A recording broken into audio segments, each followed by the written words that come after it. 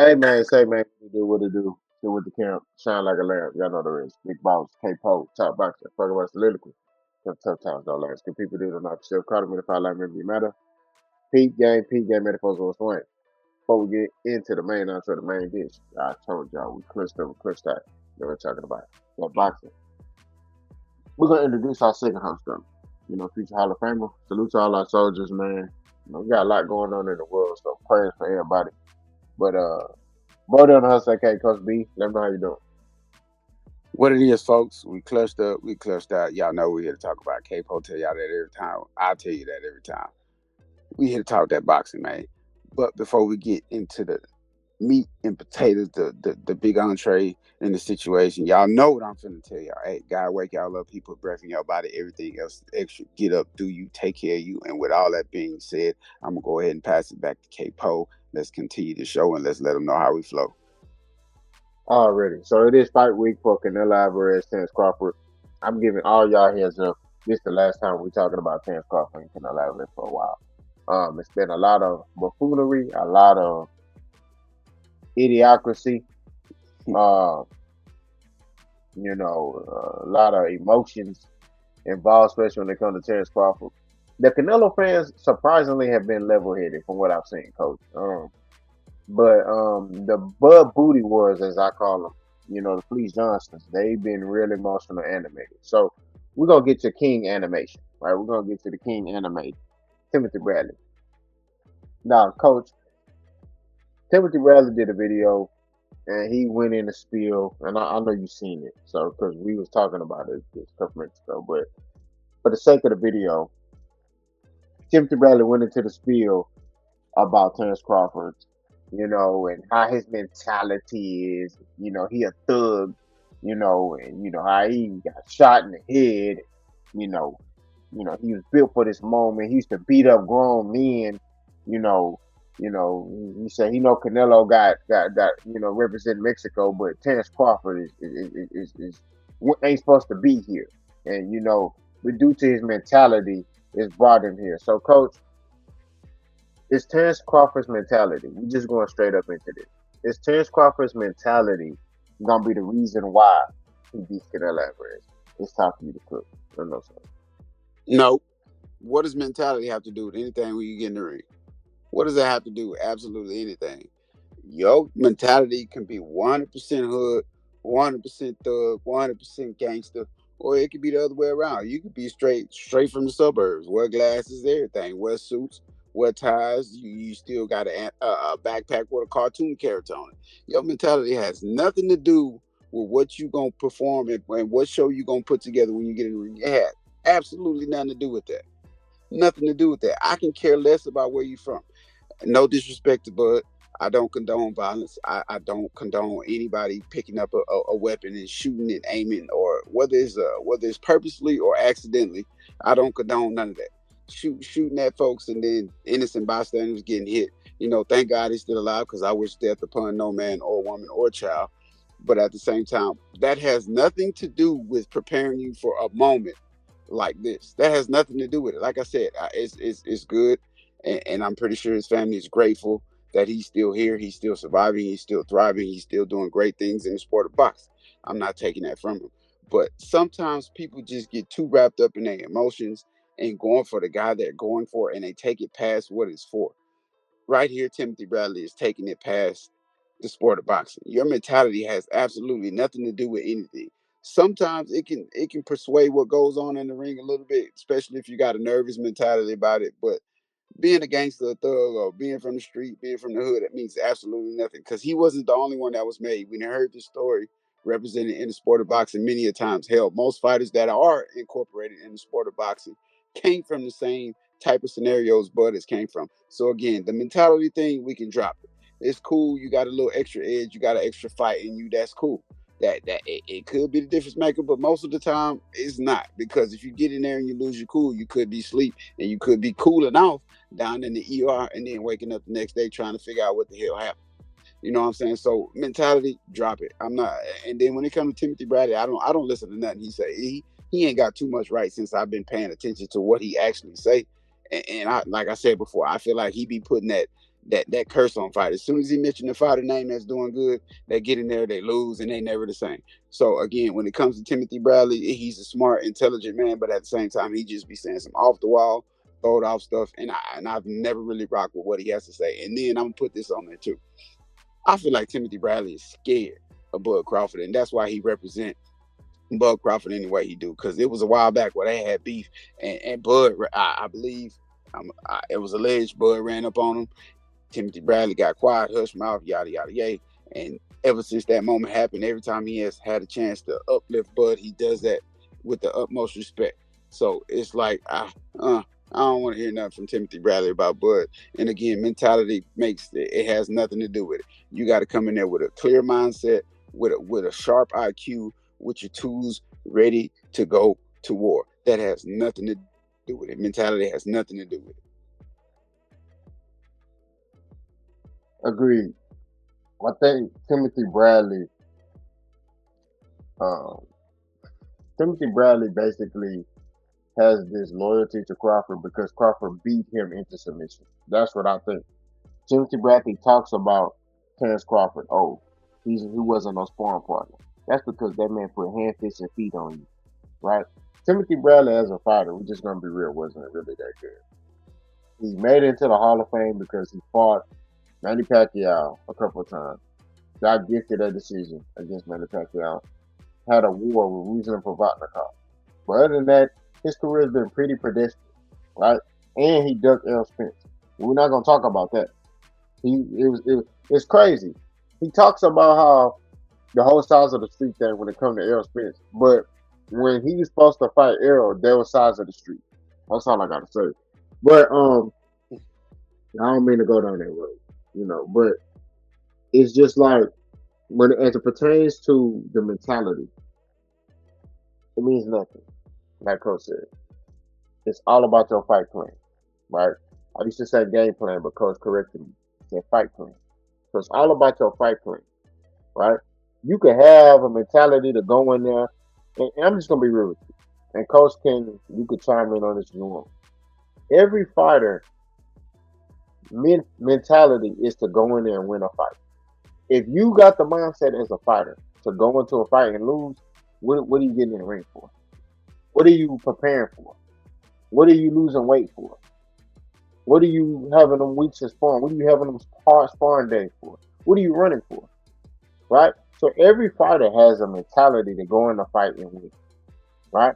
That's the mentality you have. Even if you're the underdog, you like, man, I know I'm the underdog against Triple G, but hey, man, I'm gonna go in here and I'm gonna give him my all, and I'm going in here to try to win.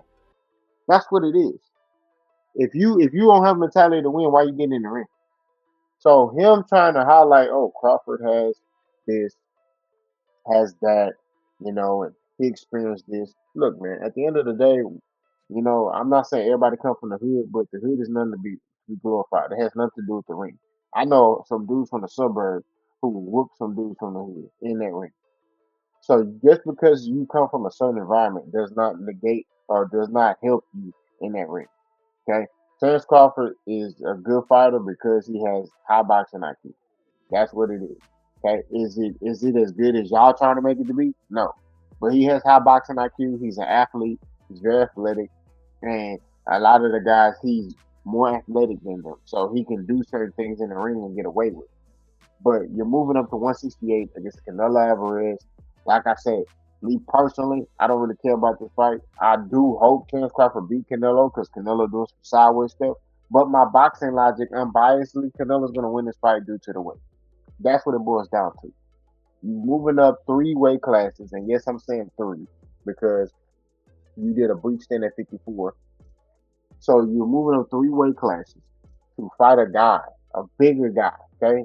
And I'm not talking about in height. I'm talking about in body mass, who's fought as high as 175, and you think that you're gonna beat him? I don't know, especially without having a tune up or never fighting at that weight class. So it's a lot of the unknown for Crawford. But to get back on topic, to highlight, uh, because of Crawford's upbringing and his mentality, and his mom treating him high and him beating up this person, which I'm not gonna lie to you, I don't think. he was beating them grown men. Because I don't believe that story. 'Cause, I mean, you can get mad at your mama, not me, but I don't believe he's beating up grown men. I'm sorry. And I echoed that sentiment earlier. I don't believe he was beating up grown men.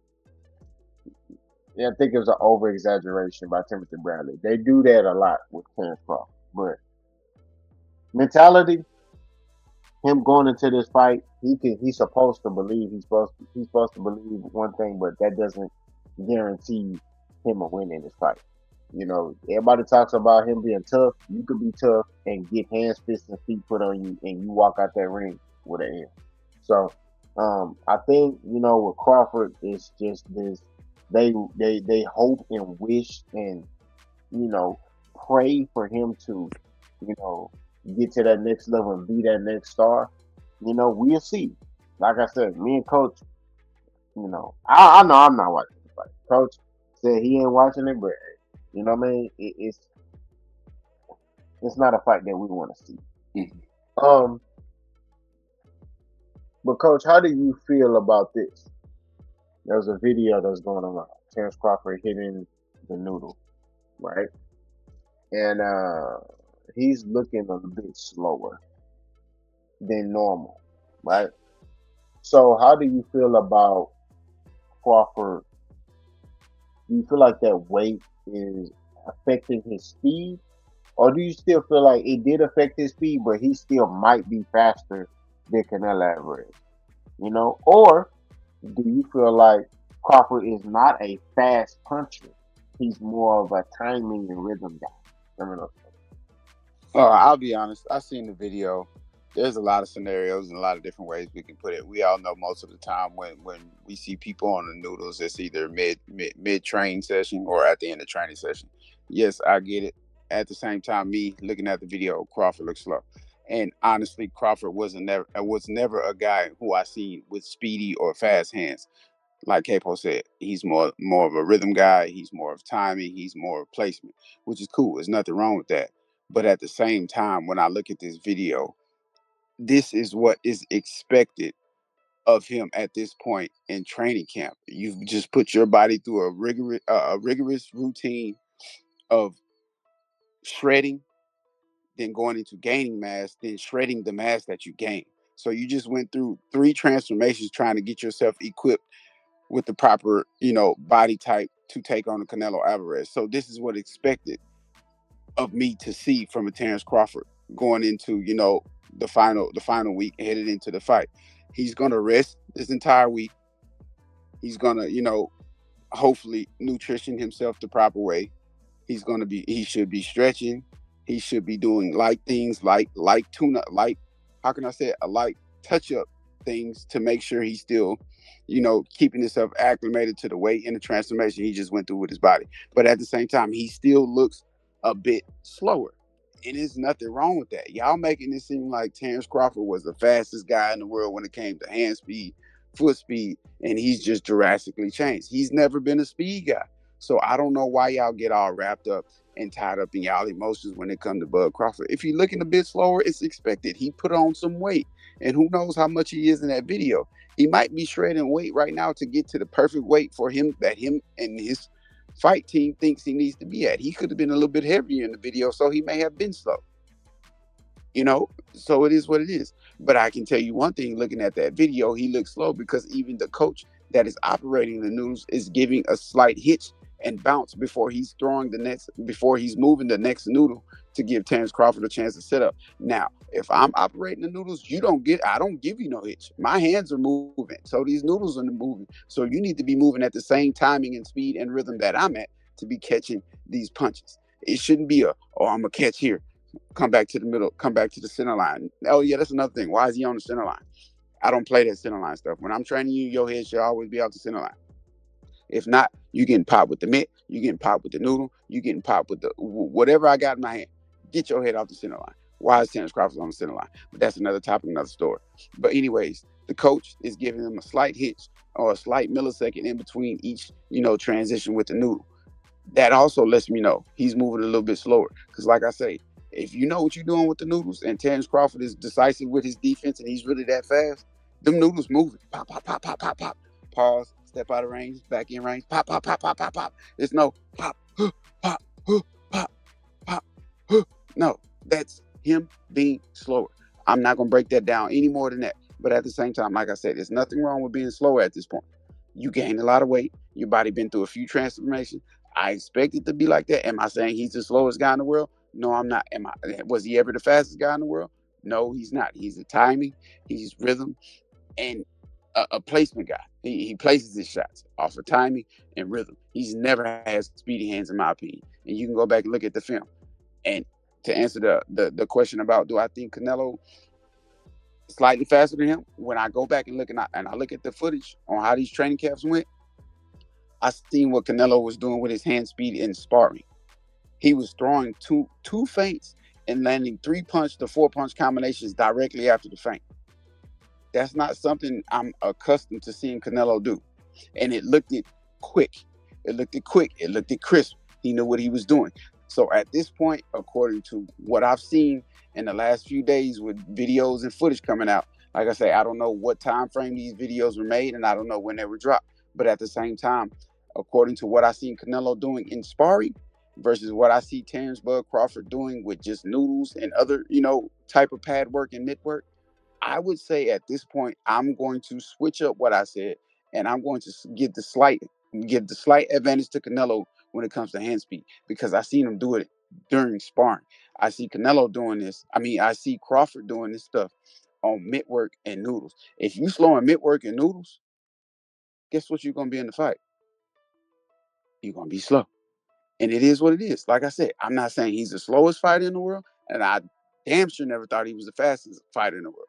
So at the same time, there's nothing wrong with that. That's part of the situation. Now, on fight night, well rested, well stretched, with the right balance of nutrition, he might be faster than what we see. Like I say, this is just all speculation of what we see. This is not us saying this is the end all be all, etched in stone. This is what it is. We banging the gavel. We sending you to jail for life. No, we just talking about what we see, and what we see from Crawford right here. He looks a bit slower due to him coming up in weight and the transformation in his body. That's all we saying. Get out y'all feelings. Stop being so emotional. Coach body bag on that one. Moving to the next topic. Um, Coach, you briefly mentioned that Terence Crawford was very selective in his career. Right? I mean, something I want to highlight. Okay, because I'm gonna let you cook, but I just want to highlight Crawford at 47 fought all his mandatories, then fought Spence. Crawford at 54 looked at the landscape, fought Majumov, who had 10 fights, who was a newly champion. Crawford now going to 68. Hmm, I'm going straight for Canelo instead of him fighting William Skull, getting the belt, then fighting Canelo. So, is Crawford's journey right? Because they talk about him being this great fighter. I heard one dude said they gonna put him if he beats Canelo, they gonna put him over Muhammad Ali. Okay, I'm gonna let you. Hey, I'm gonna let you cook. Okay, I'm gonna let you cook because I know when people start saying stupid stuff, once I know about Coach really he gonna do his thing. So, um, Crawford's journey to this point, I just want you to really put in perspective, you know, intelligently about his placement if he was to beat Canelo Alvarez, right? Is Crawford, in your eyes, a Hall of Fame fighter, or is he a guy that his resume and his accomplishments are a bit inflated or overrated in a sense? And I know the brother is going to get mad when I said that, but it's time to cook. Let me know something. I'll say this first. To any man or woman that enters the ring, and they go through training in the beginning of their career, they go through the amateurs, they make it pro. I'm not here to downplay any of that, because that's a tough road for any man or woman. Professional, amateur, it's a tough road. When you finally drop your cojones and you say, hey, I want to fight any man or woman that wants to fight me, and I'm gonna make it professionally, and I want to fight whoever wants to fight me. That's a big step. The mentality you have to have, the type of grind, the type of vision, the type of focus you have to have. You can't overlook that. So I'm not here to downplay that by any means. But at the same time, when you get a Bud Crawford and you have all these guys, all these gals uplifting him, saying he's the greatest, saying he's the best, he's the elite of elite, he's the top of the pound for pound list, he's this and that. And then I go back and I skim through his resume. I'm like, okay, I see all the potential. I see what y'all saying. I'm not overlooking that. I'm not denying none of that. But at the same time, when you look at his resume and you look at when he became a champion, how he became a champion, who he fought to become a champion, where did he move to as certain guys vacated and came into these weight classes, what was he really doing? In my opinion, from what I see, they're putting him in the Hall of Fame based on accomplishments, and his accomplishments are inflated. Nothing wrong with what he did. I'm not taking that from him, but it's a bit inflated. You didn't have to go in there and take on any champions that's defended their belts 4 and 5 times back to back in gruesome fights, and they pulled it out. You went in there and got weak champions. You didn't fight any elite champions. Nobody on your resume is elite outside of Earl Spence. And then in that fight, I hate to keep bringing this up. I hate to keep picking up that stick, but that wasn't the elite Earl Spence we've all came to know and love. That wasn't the right Earl Spence to be fighting. So again, I can say you nitpick, but at the same time, I'm not here to talk down. He did what he did. He got in there. He watched Earl Spence, and that's when he got his role really going. But after that, what did you really do to convince real boxing heads that you're the great? If you beat Canelo, you gonna overshadow Muhammad Ali. Man, please, I'm not even entertaining that. Please, you can miss me with that. Go cry to your mama. I'm not even entertaining that. He gonna overshadow Muhammad Ali because he beat Canelo. Man, cut it out. Cut it out. But anyways, like I said, I feel like the way he moved throughout his career kind of set him up for people to think, for people to say, for people to feel he's one of the greats of all time. He can get in the conversation, but I'm not placing him nowhere near the top 8. Nowhere near it. I'm not placing him up there for what? If I go back and look at some of the greatest of all time resumes, and I compare and contrast Terence Bud Crawford's resume to them, ain't no way in hell. Ain't no way in hell. Mean Machine, Ricky Burns, Jose Benavidez, Lundy, Sean Porter, Amir Khan. Come on now. Like, what are we talking about here? Kell Brook, what are we talking about here? And no offense to any of those guys. No offense at all. But at the same time, when I hear the talk about Terence Bud Crawford and how y'all, like I say, how y'all put him on a pedestal over everybody else that has done great in the sport of boxing, like I say, it's guys that's not even in the elite tier. It's guys not even gatekeepers who I think got better resumes than him. Hell, I can sit here and take Rolly Romero's resume and compare and contrast to Terence Bud Crawford's, and I'm gonna pick Rolly Romero's resume, and that's saying something.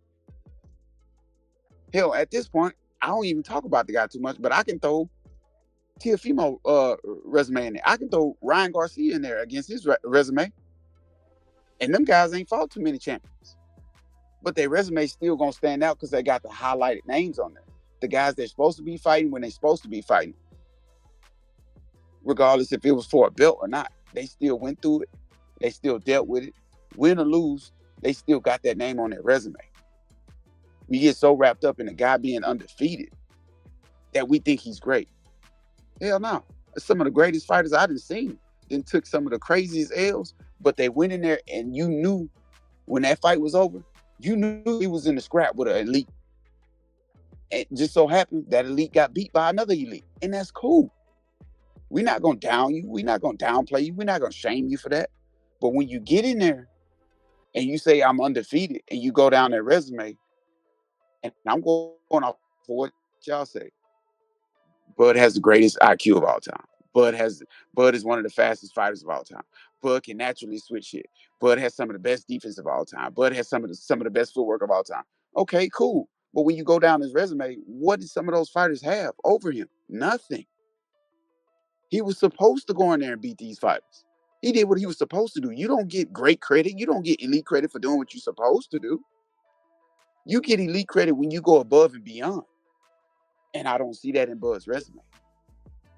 I don't see that in Bud's resume. Like I say, I highlight the Earl Spence fight because he went in there, he was prepared, he was sharp, he was on point, he had his timing right, and Earl Spence was the fight that gave him the opportunity. Outside of that, before Bud fought Earl Spence, none of the fighters he fought gave him an opportunity to be nobody. So again, I don't give credit to going for going do something you're supposed to do. That's like my kids coming in the house, using the spoon and using the cup and rinse it off, clean it, rinse it off, dry it off, put it away. Oh, Daddy, give me $5 for what? What I'm getting you $5 for? Because I ate, I washed my dishes, rinsed them off, dried them off, and put them away. That's what you're supposed to do. That's what you're supposed to do. I'm not giving you $5 for that. So with all that being said, y'all sitting here trying to tell me and try to make me make this guy elite, trying to put him at the top of the pound for pound list, trying to make him greater than Muhammad Ali if he beats Canelo, trying to make him greater than Floyd Mayweather if he beats Canelo, because he went in the ring and did what he was supposed to do against most of the fighters he fought. That's crazy talk. Show me something where he went in there and he did the unthinkable. And I'm gonna tell you right now, this Canelo fight ain't gonna do it either.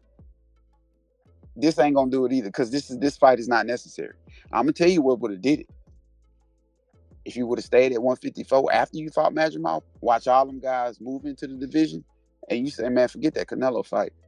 I want Charlo. I want Boots. I want Ortiz. I want Xander Zayas. Even though he ain't got no name, I still would have went down there and whooped the young guy. Floyd did it. He went out. He fought Canelo when he was young. What's wrong with that? What's wrong with that? Fundor, Keith Thurman, if you get hell, rematch Earl Spence. I don't want to hear about it. I don't want to hear about that though. But at the same time, if you would have did that, and some of those names I called, if you would have went in there and lost to them, I would have gave you a lot more respect in your current career and your current resume. But I can't give you 100% respect in the sport of boxing and put you on a pedestal where everybody else trying to put you when you're doing what you're supposed to do. Go out there and defy the odds and beat other elite fighters, other elite champions. You didn't do none of that. So I can't give you the credit people trying to give you. But like I say, your accomplishments, great. Your accolades, great. The fact that you daring to be great is great. But at the same time, when it's all said and done, I'm looking at your resume and you did what you were supposed to do with the fighters you fought. We expected you. You were supposed to be all the fighters you fought. You were supposed to. With all the skill set you possess, with the so-called power you possess, with the so-called knowledge you possess, with the so-called background and mentality you have, you're supposed to beat the fighters you fought. You ain't going there and go against nobody you wasn't supposed to be in the ring with, who wasn't supposed to give you an opportunity and beat them. You ain't do none of that. You did what you're supposed to do. And K-Paul, I'm done with it. I'm being short and sweet. Pause. Terence Crawford, if he beats Canelo, will not be top 10, will not be top 5, will not be top 15. Maybe, excuse me, maybe not even top 50. I know in the past I've said, oh man, maybe top 15. But when I put some thought into it, you ain't really put in that work. You didn't go through that fire. You ain't even do what Canelo has done in his career. Yeah, you got accomplishments, but you didn't go through that ringer. So how can you? I thought like the dude said, put him top three over Muhammad Ali. Are you serious? And he says Muhammad Ali was only up there because of politics. Are you serious? You're crazy. You smoking crack. When I hear dudes talk like that, you don't know no boxing, bro. You a casual fan. Me and Coach gonna continue to be on the forefront of this identity crisis. That's what I call it. Okay, y'all like transgenders, and I gotta go down this road. I'm sorry, but you got these dudes out here who talking about they women or they identify as women. That's how y'all so-called Bud buddies are. Y'all claim, oh, I'm a boxing fan. No, you a fan of Bud. That's what you're a fan of, and it's okay. You're a fan of Bud. You're not a fan of boxing. Okay, you got casual fans. Okay, you're a casual fan. You don't know nothing about no boxing. You started watching boxing in 2025. So all you know is what Bud has done a couple of years. Maybe you got introduced to boxing when Bud was gonna fight L. Spence. So then, boom, okay, boom, he beat. Oh man, I like this guy. I'm gonna follow this guy.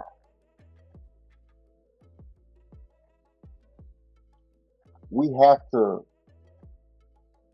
find your lane and stay in. Too many of these people are misunderstanding what a boxing fan is. When you're a fan of boxing, you're a fan of boxing history. You're a fan of everything as a result of boxing, right? You may not agree with everything, but you're a fan of everything. You also respect the art of boxing. Boxing is an art. To me, it's an art. To coach, it's an art. Right? Coach teaches this art form. He teaches this martial art of called boxing. He teaches this, right? This is something he's passionate about. This is something I'm passionate about. So when you come and you say, "Oh, Terence Crawford will be put over Muhammad Ali if he beats Canelo," you need to get drug tested. They need to drug test you. They need to drug test your mama.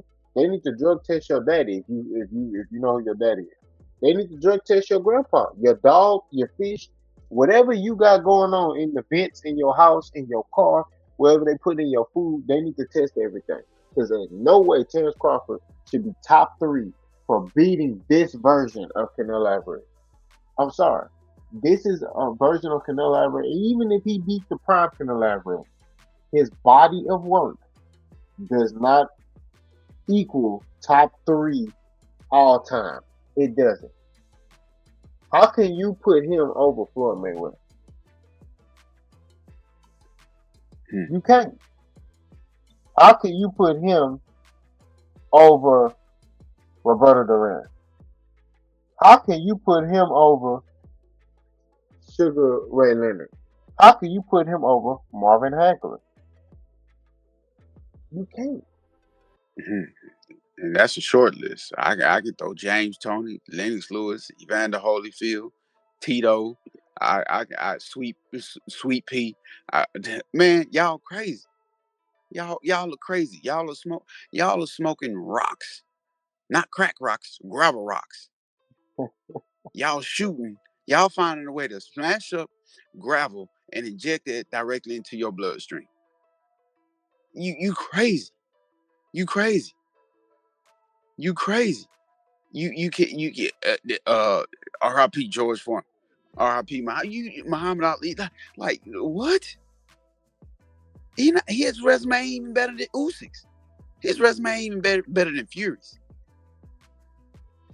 Come on now, stop playing.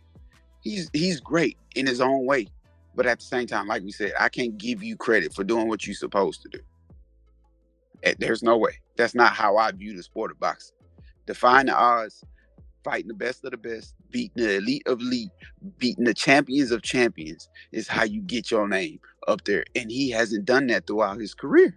He just has not. So we need to end this debate. And like I say, and like me and K-Pope both say, we're not here to discredit him. We're not here to talk down on him. We're not here to degrade him in any way possible. But at the same time, the way you, the fans, the viewers put it.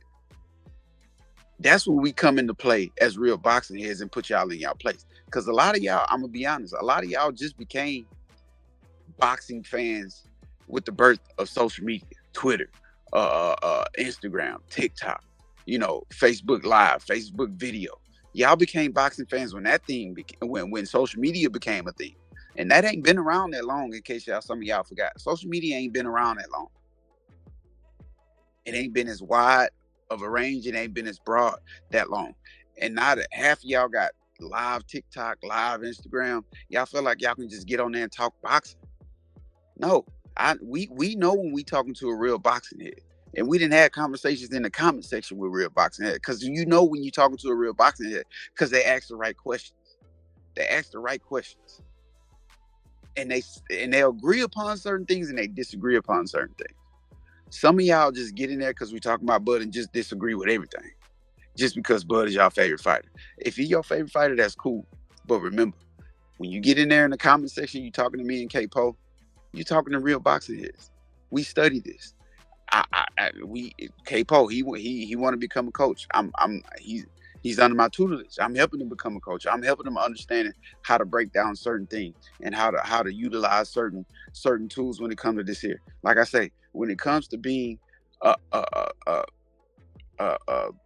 guy that teaches the sport of boxing, it's teach, then you train, and then you coach. I explained this before. When you get somebody to come in your gym, the first thing you start doing is you teach them the sport of boxing. Then after they start understanding it, then you start training them to get in shape for the sport of boxing. Then after that, when you get ready to fight, that's when you go into your coach mode. And at that point, everything y'all have done to prepare for this moment, that's when all I got to do, all K-Po got to do, is sit back and remind the fighter, hey, remember what I taught you. Remember what we trained on. And that's the teaching and the training in the fight becomes the coaching aspect of it. And that's what we do over here on Clutch Factory. We not just here talking out the side of our neck. A lot of y'all talking out the side of y'all neck because y'all got social media and y'all able to tap in and watch certain things and hear certain things from other people. When we talk about this is straight freestyling. This is us viewing from our point of view. This is what we've seen in the sport of boxing. This is how we seen certain fights transpire. This is how we seen certain fighters' careers transpire. This is not, oh, I heard him say that, so I'm going to say it. No.